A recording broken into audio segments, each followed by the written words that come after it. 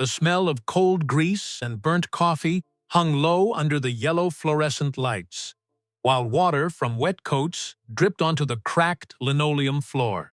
The radiator in the corner groaned and hissed, sending up faint plumes of steam that smelled of rusted iron and old wool. Outside, the rain had turned into a thick, freezing sleet that coated the asphalt of East Market Street in a deceptive, slick lacquer. It was a Tuesday morning, November 14th, the kind of gray, heavy day in Akron, Ohio, where the sky looks like old dishwater and nobody wants to be outside longer than they have to. The parking lot of the Rust Belt Diner, a weathered franchise establishment sitting on the corner, was almost empty. A few heavy-duty pickup trucks with rusted wheel wells sat near the edge. A local delivery van with a dented passenger bumper and a missing hubcap idled near the dumpster, its exhaust rising in pale, ragged plumes. And then, one very large, matte black electric SUV pulled in quietly, moving with an eerie silence that felt entirely out of place among the rumbling diesel engines of the neighborhood. It moved the way a heavy thundercloud rolls in over the valley before anyone thinks to check the local weather report. Nobody inside looked out at the SUV. Nobody had any real idea what was about to happen. Inside, the heavy smell of pork fat and bleached aprons had soaked deep into the wood-paneled walls over 40 years of business. A 3-speed ceiling fan turned slowly overhead, its brass brackets wobbling slightly and doing almost nothing about the thick heat rising from the open kitchen line. Country music played soft and low from a small, grease-filmed speaker balanced on top of the old cash register. It was the kind of lonely, acoustic music that fills empty spaces without ever asking for a single second of your attention. About 12 customers sat scattered at the laminated booths and round counter stools. Most were eating quietly, their heads bowed low over thick white ceramic plates, or staring blankly at the rain streaking the wide front windows.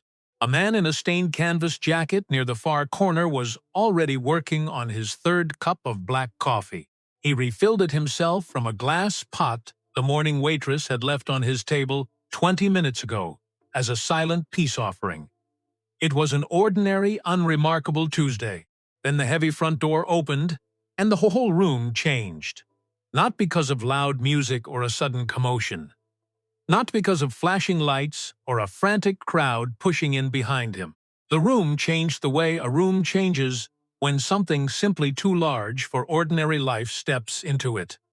He was tall enough that his forehead came within 2 inches of the top of the dark oak door frame.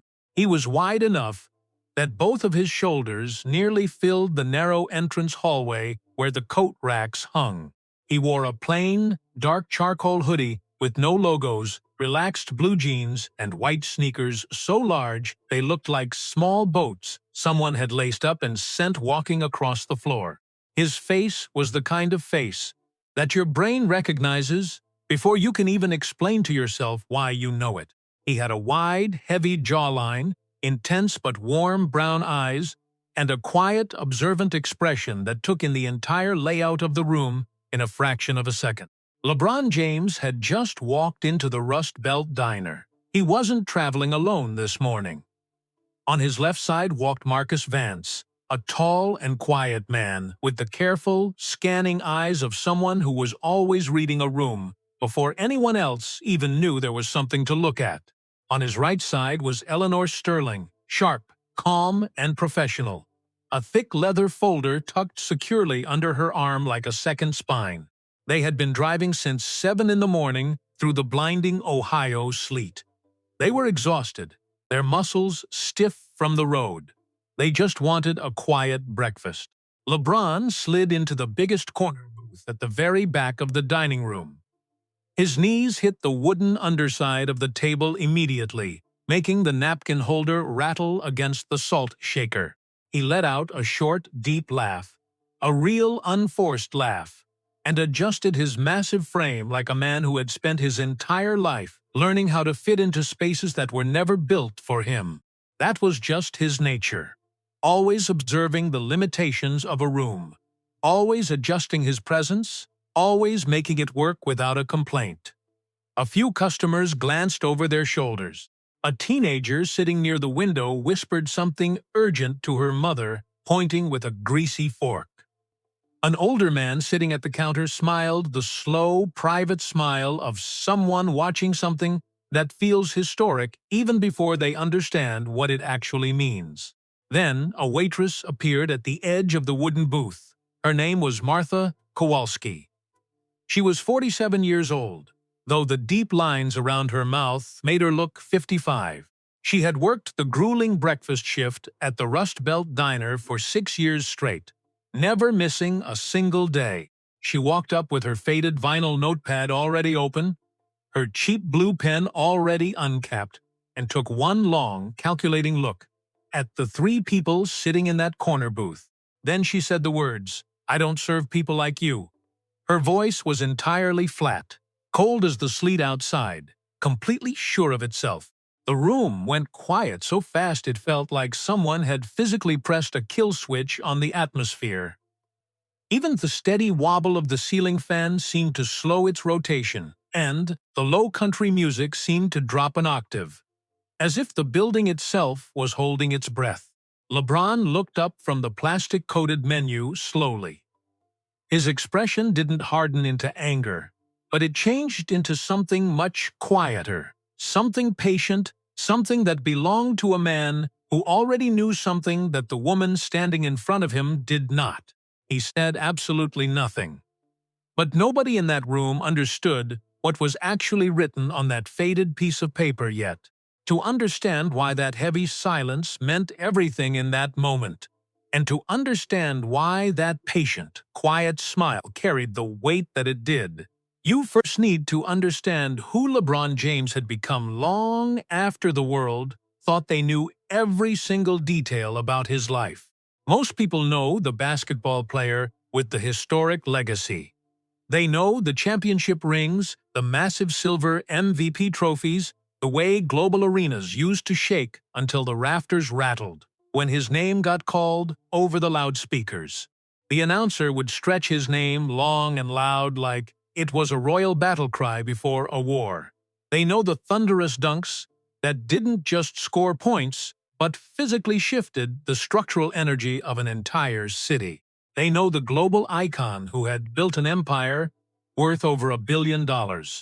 But fewer people knew the other version of the man.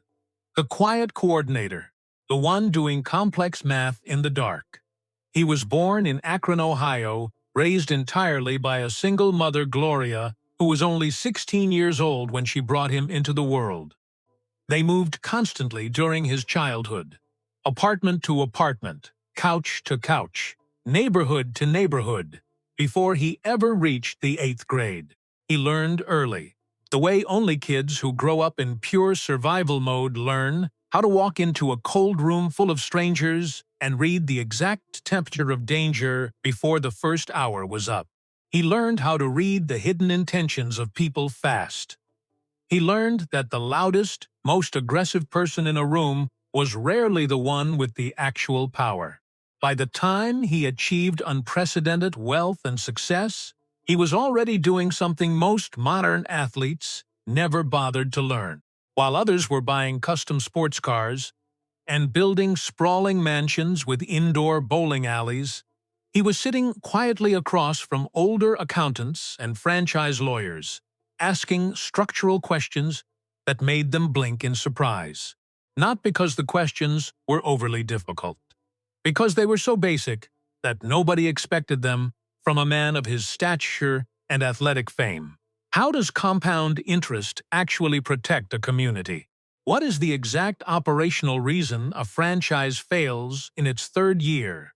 Why do some restaurant locations print money while others across the street go dark in under 6 months?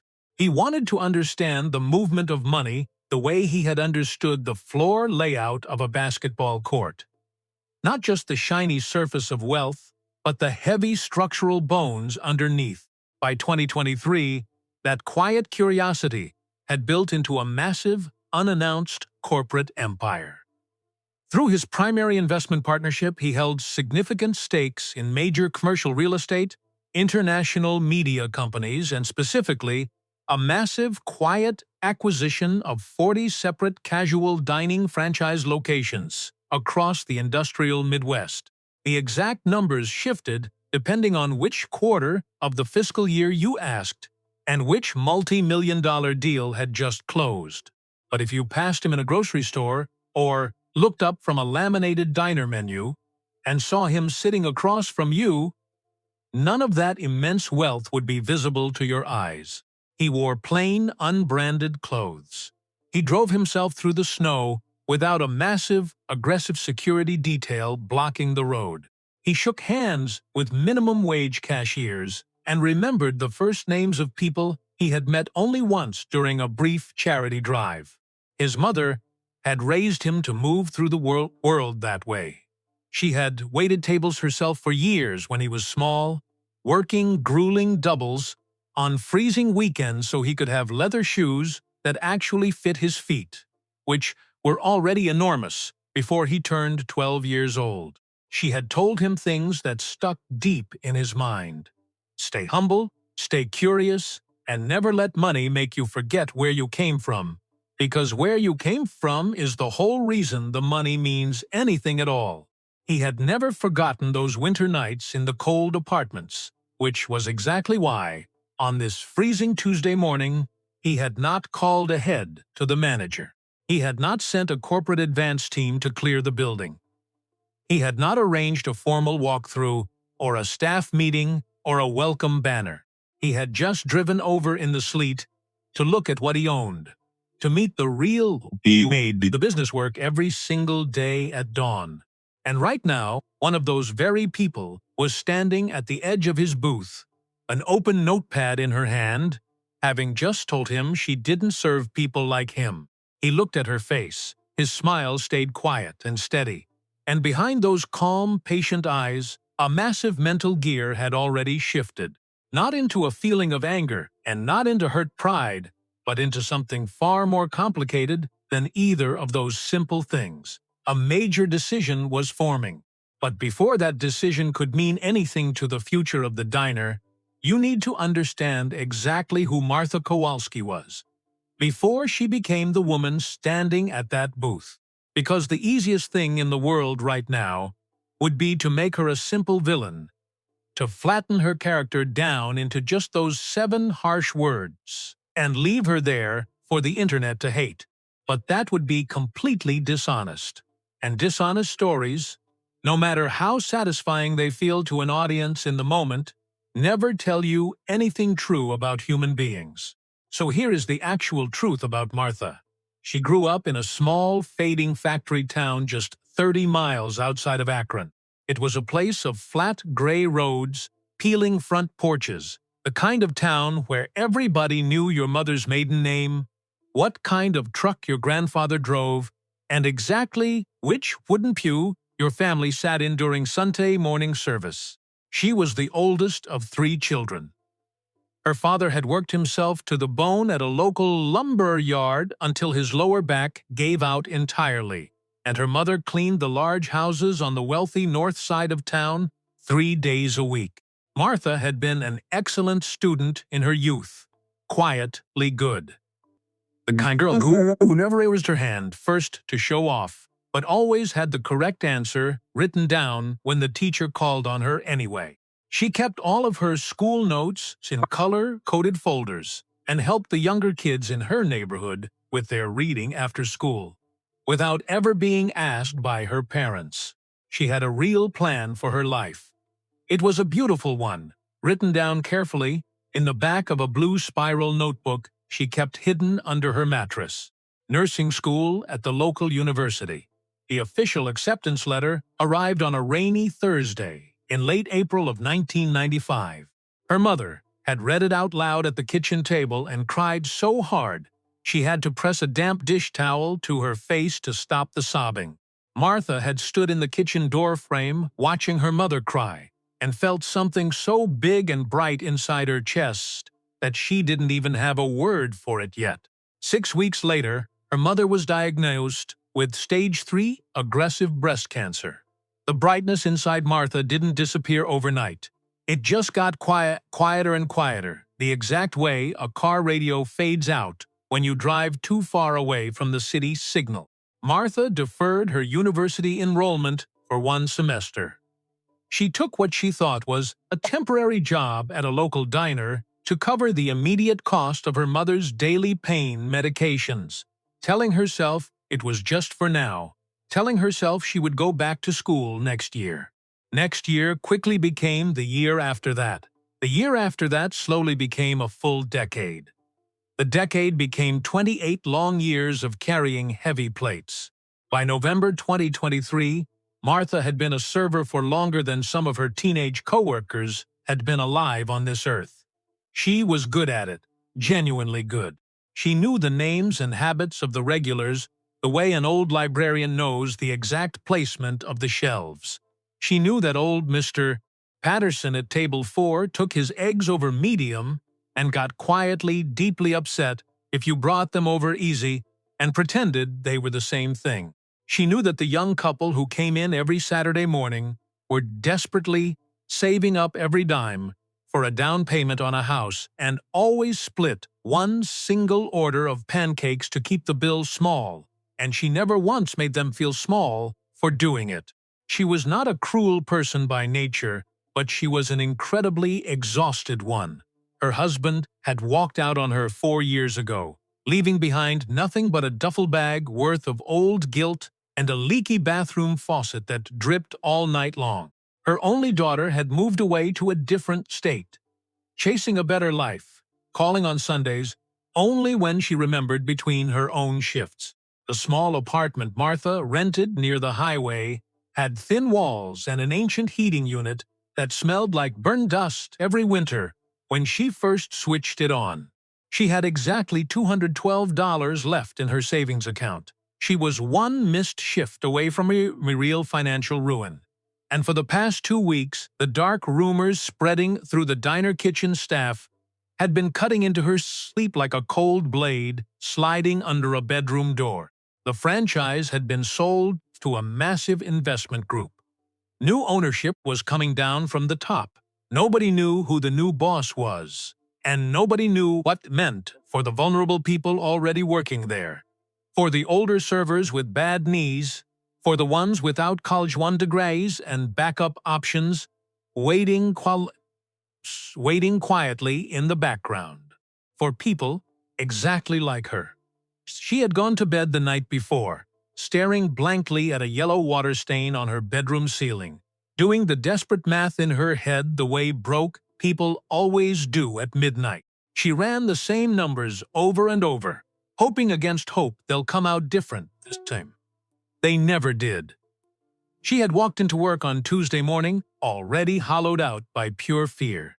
And when she walked up to that corner booth and saw this massive man sitting there, large and easy and completely unbothered by the economic gravity of the world, something ugly and frightened moved through her chest faster than she could catch it. She said the words before her brain could even fully decide to say them. And the exact second they left her mouth, she knew. She knew it was a terrible mistake. She knew it the way you know you've stepped off a high curb wrong before the physical pain even arrives. That split second of pure, cold clarity right before reality catches up to you. But she was already standing there under the lights, and the words were already out in the world, and she was too scared and too proud and too tired to take them back in front of everyone. But let's go back before any of that happened. Back to where this winter morning actually started for LeBron. 6:31 a.m., a quiet residential neighborhood on the western edge of the city. The private roads curve around lakes, so still and dark in the early morning, they looked like heavy pieces of sky that fell down and never got back up. The houses here are large, set back from the road behind old oak trees that drop their leaves in thick blankets. The kind of place that doesn't announce its presence because it doesn't have to prove anything to anyone. He had owned a home here for years, always coming back to Ohio the way people keep coming back to a place that never fully let go of their spirit. He loved the crisp, biting winter air and he loved that the city was enormous enough to have real industrial energy, but human enough that he could drive himself to a diner without it becoming a massive news event. Most mornings at 6:31 he was awake in his kitchen. He was already dressed. Gray hoodie, dark jeans, white sneakers. He had a corporate conference call about a multi-city real estate development scheduled for 8:00 a.m. and a major board meeting in the early afternoon. But first, before any of that corporate noise started, there was something very specific he wanted to do. He wanted to look at what he had bought with his own eyes. 3 days earlier, on November 11th, the official legal paperwork had finalized in a quiet office. 40 franchise locations across the state now carried his name on the hidden ownership documents. The deal had been kept quiet by design. There was no public press release yet, no announcement to the local staff, no photo opportunity outside the flagship locations, with a giant novelty check and local politicians. That wasn't how he operated his business. He had watched too many corporate ownership transitions go wrong because the new name at the top of the paper treated the people at the absolute bottom of the organization chart like old furniture that came with the building. He didn't want to be that kind of person. He called Marcus Vance at exactly 7:15 a.m. "Meet me at the diner on East Market," he said. "Bring Eleanor. I want to walk through it before the week gets loud." Marcus had paused on the other end of the line. "You want to go in cold? No call ahead to the manager?" "Especially no call ahead," LeBron said, watching the sleet hit his kitchen window. "I want to see the real thing, Marcus. Not the polished version they put on for a new owner." "Boss," Marcus said, and LeBron could easily hear the dry smile in his voice. "You are 6'9". There is no such thing as incognito for you in the state of Ohio. Watch me," LeBron said, and hung up. He picked up Eleanor Sterling at 7:45 a.m. She was already waiting outside her apartment building with hot coffee in both hands and the heavy leather folder she carried everywhere tucked securely under her arm. She handed him one of the coffees without saying a word. That was Eleanor's gift. She anticipated structural needs before you ever asked for them, and never made you feel like you owed her something for it. They pulled into the diner parking lot at exactly 8:47 a.m. LeBron sat in the driver's seat of the SUV for a long moment before getting out, looking closely at the building through the tinted windshield. The neon sign above the door was a little faded, the R in Rust Belt flickering slightly. The vinyl awning over the main entrance had a small tear on the left side that someone had patched with gray duct tape rather than replacing. The window near the entrance had a paper specials menu taped to the inside of the glass that was curling at the corners from the condensation. He made a quiet mental note of every single detail. Not with frustration or corporate arrogance, but with pure attention. The way you look at something you are newly responsible for and start understanding what it needs to heal. "Good bones," Marcus said from the passenger seat, reading the brickwork the exact same way. "Yeah," LeBron said, turning off the ignition. He opened the heavy door. "Let's go eat some breakfast." The little brass bell above the entrance jingled when they walked into the heat. The country music was playing. The ceiling fan was turning, and the heavy smell of bacon was everywhere, honest and good. He found the largest corner booth, slid his massive frame in carefully, laughed when his knees struck the table legs, and picked up the laminated menu. He squinted at the small font, realized he had forgotten his reading glasses in the car again, but he was happy, relaxed, and exactly where he wanted to be on a Tuesday morning. Then Martha Kowalski walked up to the table, and the morning he had planned so carefully came apart in 7 words. She arrived at the edge of the booth, the way she arrived at every booth for 28 years.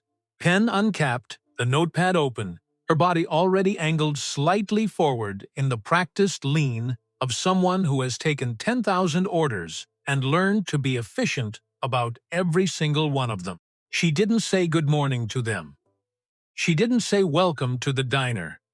She looked at the three people in the booth the way you look at an obstacle you have already decided how to handle before you fully understand what it is.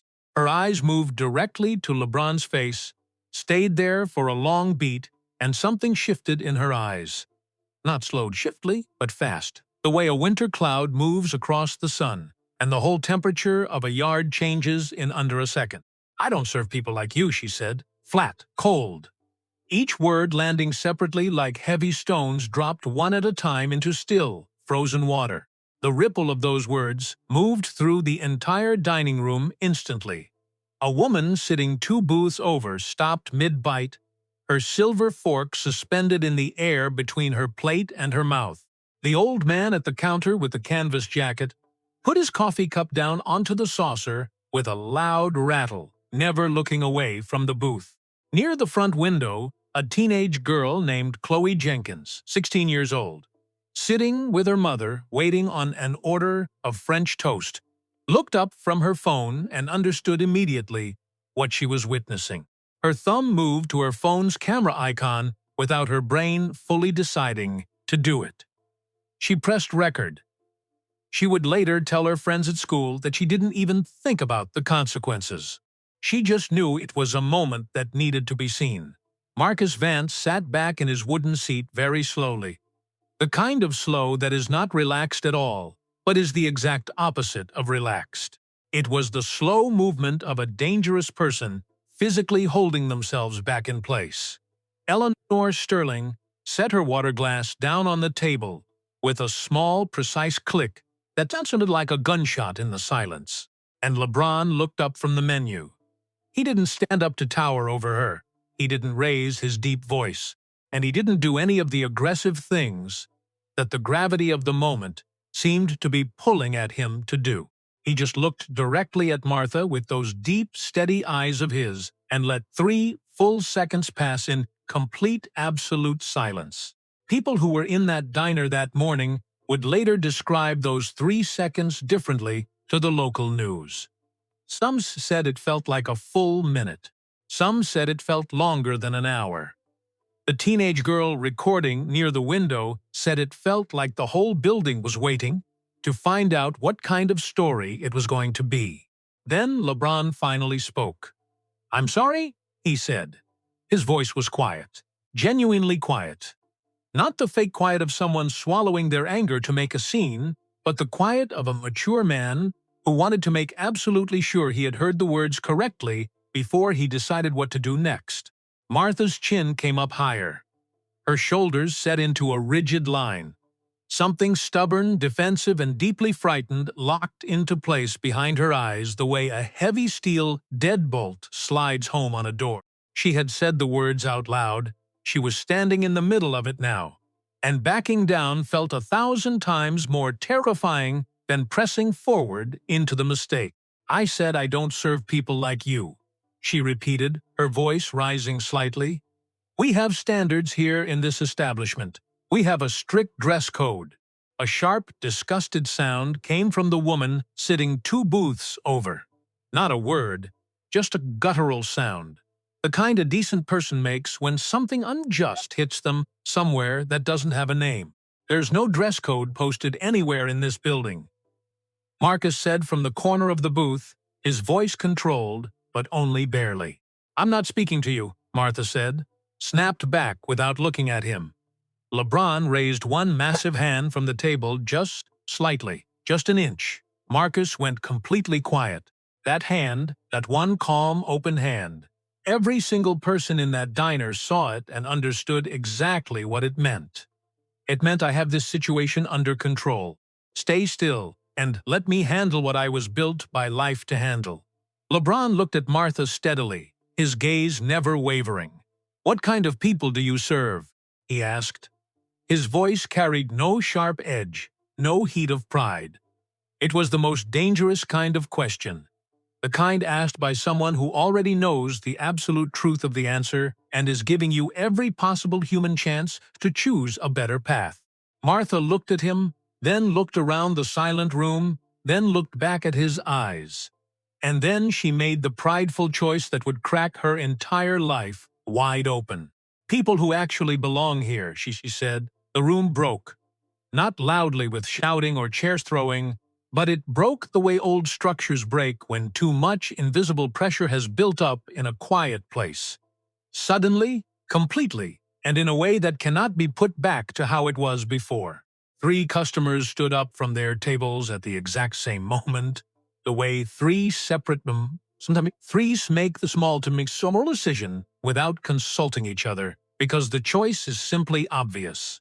The woman who had made the sharp sound was already speaking to the person beside her in a low, furious whisper. Chloe Jenkins near the window kept her phone perfectly steady, her hand never shaking in a way that surprised even her. And LeBron reached into the front pocket of his dark hoodie. He didn't pull out a phone or a lawyer's number. He placed something small and white on the laminated table between himself and Martha. A simple, unadorned rubber wristband, clean and stark against the dark wood, with the words, "I promised," embossed deep into the white silicone. He said absolutely nothing more. He simply looked at her face and waited. Martha stared down at the white wristband, the way you stare at something your animal instincts are reacting to before your human brain has caught up with the data. It sat flat on the table between them, perfectly still under the fluorescent light. She could see there was text etched into it, but she was standing at the wrong angle to read it clearly from her height. She would have had to lean forward to reach across the wooden booth and examine it in front of this man she had just insulted in a room full of hostile witnesses. She didn't move an inch. The wristband just sat there, waiting, the exact same way the man was waiting. From the back of the diner, the heavy kitchen door swung open with a bang. David Griffin came out, wiping both of his hands nervously on a stained dish towel, the way managers always appear when the ambient noise level in a dining room shifts from normal to something else entirely. He was 34 years old and had managed this specific franchise location for 2 difficult years. In that time, he had handled a dangerous kitchen fire, 3 surprise health inspections, and 100 routine inventory shortages. But he had never in his life handled anything like this. He crossed the tile floor quickly, reading the tension of the room as he moved, the standing customers, the recording phone near the window, the absolute frozen stillness of the corner booth, and the exact millisecond his eyes landed on the face of the man in the dark hoodie, his face lost every single drop of its color. He knew exactly who was sitting in his restaurant. "Sir," David started, his voice cracking like a teenager's. LeBron raised the exact same calm hand he had raised at Marcus. One open palm, easy, patient, and grounded. "It's all right, David," he said. "We're just having a conversation." David turned to look at Martha, his voice dropping to a harsh whisper that barely carried across the table. "Martha, office, right now, please." Martha didn't move away immediately. Her eyes went around the silent room one more time, looking for support. She saw Chloe Jenkins near the window still recording. Phone dead steady, her expression completely unreadable. She saw the woman who had made the sharp sound still standing by her booth, arms folded tight across her chest, waiting to see justice done. She saw 2 older men near the counter who had quietly placed cash on their tables and were pulling on their winter jackets, not because they had finished their food, but because they had finished wanting to be in that room. For the very first time since those harsh words had left her mouth, something behind Martha's eyes cracked. Just a fraction. Just enough for an observer to see through the armor. She turned on her heel and walked toward the back hallway without another word. David watched her go, then he turned back to LeBron with an expression that was equal parts deep apology, blind panic, and complete human helplessness. He opened his mouth to say something, anything. "Go check on her, David," LeBron said quietly. "I'll be right here." David nodded quickly and followed Martha toward the back office. The dining room let out a long, collective breath. People settled back into their vinyl seats gradually, the way water settles after something massive has moved through it. Low, whispered conversations started up again near the counter. Someone near the cash register asked quietly if everything was going to be okay, but nobody in that room had a clean answer for them. At the corner booth, Marcus stared down at the place where the wristband lay. LeBron was turning it over slowly in his enormous right hand. One side, then the other, the way a person turns over a major life decision they haven't fully finalized yet. "What are you thinking, boss?" Eleanor asked quietly, opening her folder. LeBron didn't answer her right away. He just looked at the words etched into the white silicone band. Near the wide window, Chloe Jenkins finally lowered her phone. She looked at the raw video she had just captured. 40 seconds of footage. She watched it once through, then she looked up at the massive man in the corner booth, still sitting, still completely calm, still turning that small white band over and over in his palm. She made a decision of her own that would affect millions. She pressed upload. David Griffin closed the heavy office door behind him and stood for a long moment with his back pressed against it, like a man who desperately needed the wall to hold him up while he figured out how to speak. The back office was incredibly small and cluttered. A metal desk, two mismatched plastic chairs, a shelf of old tax binders nobody ever opened, and a dying potted fern in the corner that had been fading slowly. For so long it had almost become part of the background decor. A single unshaded, overhead bulb made everything in the room look slightly worse than it actually was.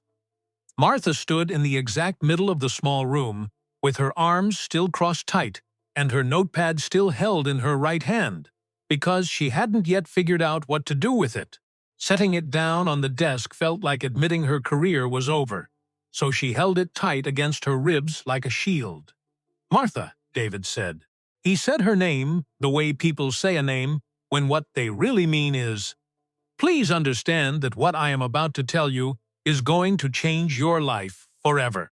"I know," she said immediately, her defensive mechanism kicking in hard. "I know what you're going to say, David. He can complain to the corporate hotline all he wants. But I've got rights as a worker. I don't think you understand who that is." David cut her off, his voice flat and completely drained of energy. Something in his bleak tone made her words stop instantly. David moved to the metal desk. He didn't sit down behind it the way an authority figure sits when he is about to fire someone. He sat on the very edge of it, which made him look physically smaller than her, which she understood was done on purpose to calm her down. He turned his open laptop around so the bright screen faced her directly. "The franchise was sold 3 days ago," he said. "You knew that part from the kitchen rumors. We all knew that part of the announcement. The official corporate announcement was supposed to go out this coming Monday morning. We were all going to find out together in a staff meeting."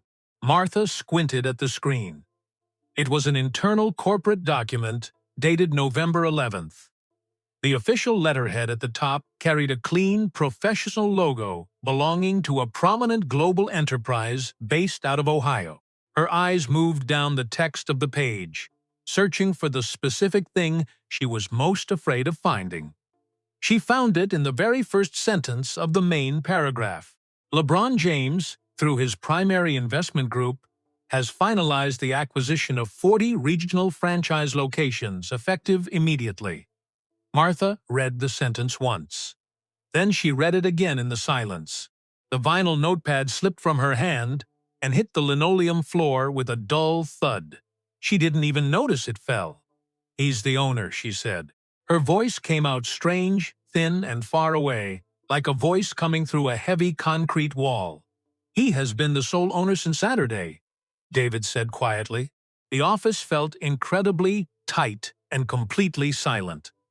Martha sat down heavily in the nearest plastic chair, the way a person sits when their legs have simply stopped agreeing to hold their weight up. She stared blankly at the floor, at the fallen notepad lying between her feet, at her own worn work shoes. "He was sitting in his own restaurant," she whispered, the reality crashing down on her. "Yes," David said, And I told him. Her voice trailed off completely, physically unable to finish the sentence. The full weight of her actions arrived all at once, not gradually over hours. All at once, the exact way freezing lake water arrives when someone pulls you under the ice, total, breathless, and completely without human mercy. Every single word she had said to his face, every customer who had been watching the humiliation, the young girl near the window with her phone camera. Martha pressed both of her hands flat over her face, her shoulders shaking violently as the first sob broke through. "He's going to fire me," she said into her palms. "He has every legal reason in the world to ruin my life." David said absolutely nothing. He couldn't find a single word to comfort her. And in that heavy silence, a quiet, distinct knocks came at the office door. Not loud, not demanding or angry. 3 knocks so patient and perfectly even that they somehow made the small room feel even smaller, the way a steady sound can do when everything else has gone completely quiet around it. David looked at Martha. Martha looked up at the doorframe. Neither of them moved a muscle for a full second. Then David stood up slowly and opened it. LeBron James filled the doorframe the way winter weather fills a window, completely, and with the quiet, unbothered understanding that the space was always going to accommodate his size the moment he arrived. He had a white ceramic coffee cup in his right hand, held with easy casualness. His dark hoodie was still up over his head, and his facial expression was calm in a way that was completely unperformed for an audience. It was the grounded calm of a mature man who had already decided on his destination long before he started walking the path toward it. He looked down at Martha. She looked back up at him from her chair, her hands pressed together tightly in her lap, her eyes red and swollen, her notepad still lying on the floor where it had fallen. She looked exactly like a person waiting for a final legal verdict, like someone who had already accepted that the sentence was going to be severe, and was just waiting for someone to say it out loud so the agonizing waiting could finally be over. LeBron looked over at David. "Can I have a few minutes alone with her, David?" he asked. It wasn't a corporate demand. It was a genuine human question, asked the way a person asks when they actually want to give you a real choice in the matter. David glanced once at Martha, who gave the smallest possible nod of her head, and then he stepped out into the hallway, pulling the door nearly closed behind him. The back office felt impossibly tight with LeBron standing in it. He didn't sit down in the vacant chair. He stood quietly near the door with his coffee cup, looking at Martha the way you look at someone when you are trying to understand their whole life story, and not just the single bitter mistake that brought you both into the same room. "What were you afraid of this morning?" he asked. Martha blinked her eyes in surprise. Of all the things she had been preparing herself to hear, the corporate terminology, the cold professionalism, the immediate legal dismissal, it was not that question. "Excuse me?" she said, her voice cracking under the strain. "This morning," he said, his tone low, deep, and even. "When you walked up to our corner table, what were you so scared of?" The question landed somewhere completely undefended inside her. She had armored herself for his anger. She had armored herself for a legal fight, for harsh language, and for the particular public shame of being thrown out of the building. She had not armored herself for someone looking her directly in the eye and asking what was happening underneath the surface of her fear.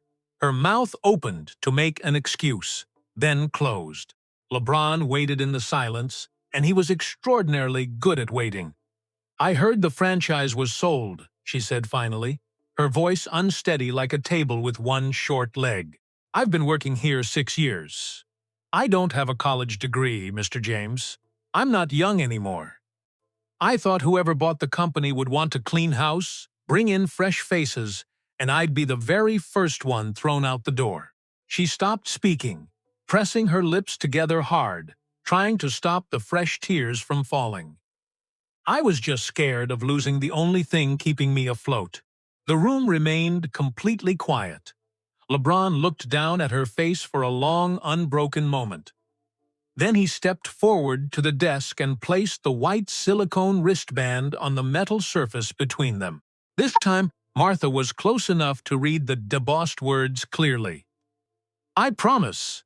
I'm not here to fire you, Martha," LeBron said, his voice carrying the immense weight of absolute truth, completely devoid of corporate cruelty. "I'm here to build something sustainable for this town.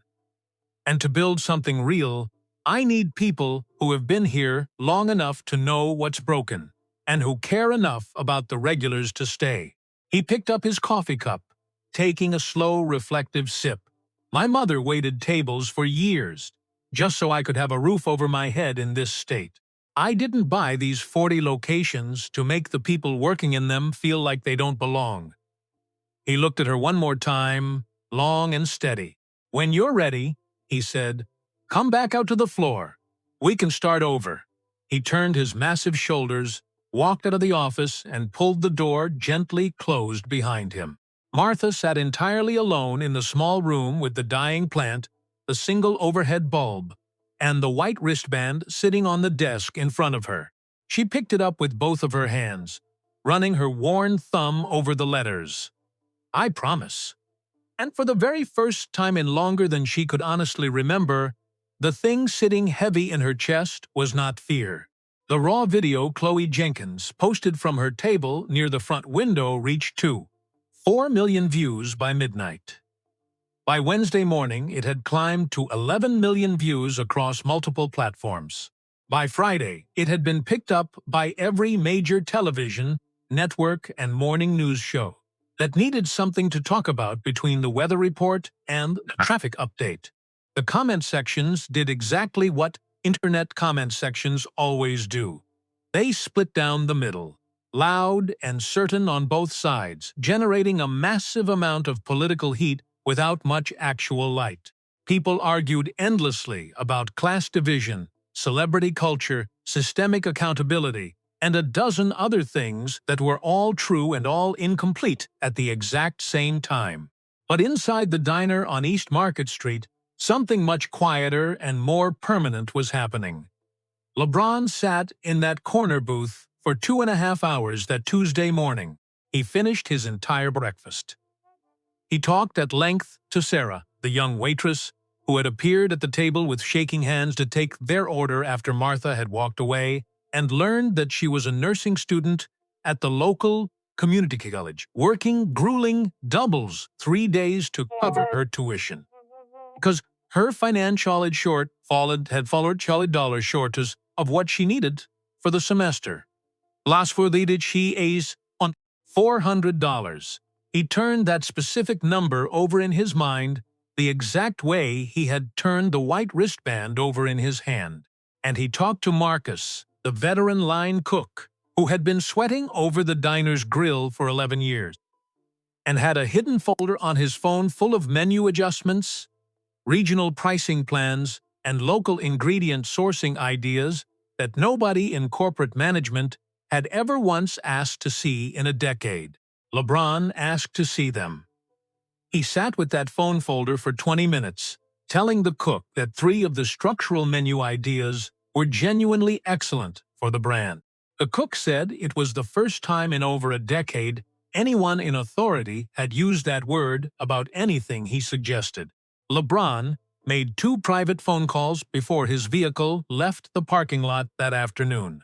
The first call was to his legal team. The second call was to the financial aid office at the university.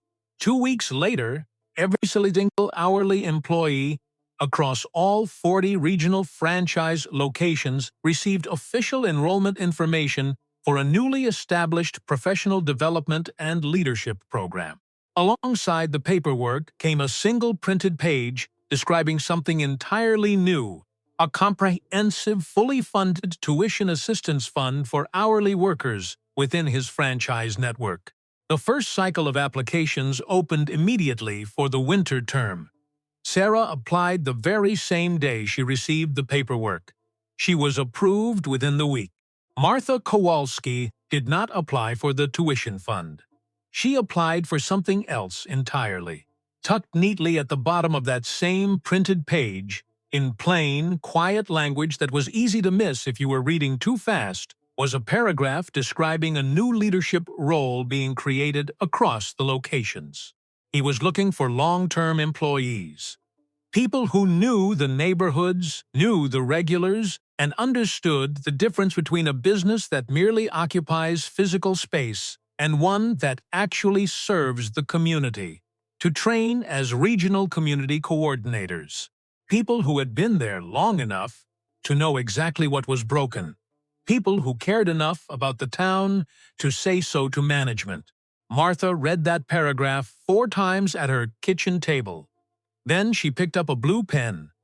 6 months later, on a warm May morning, Martha Kowalski sat behind a desk of her own, for the first time in her adult life. A real wooden desk, with her name engraved on a small plastic placard, overseeing customer relations and local community outreach across 4 major locations in town.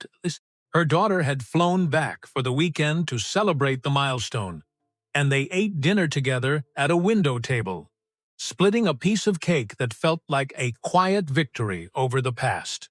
On Martha's desk, taped securely to the bottom edge of her computer screen, where she would see it every single morning before the daily breakfast rush began, was a small, handwritten piece of paper. Not a corporate motivational quote, not a generic slogan, just a simple question written in her own sharp handwriting. 6 words. What are you afraid of today? She had written it herself the night she accepted the leadership position. She read it every single morning before she turned on the lights. And every single morning, the answer to that question got just a little bit smaller than it was the day before.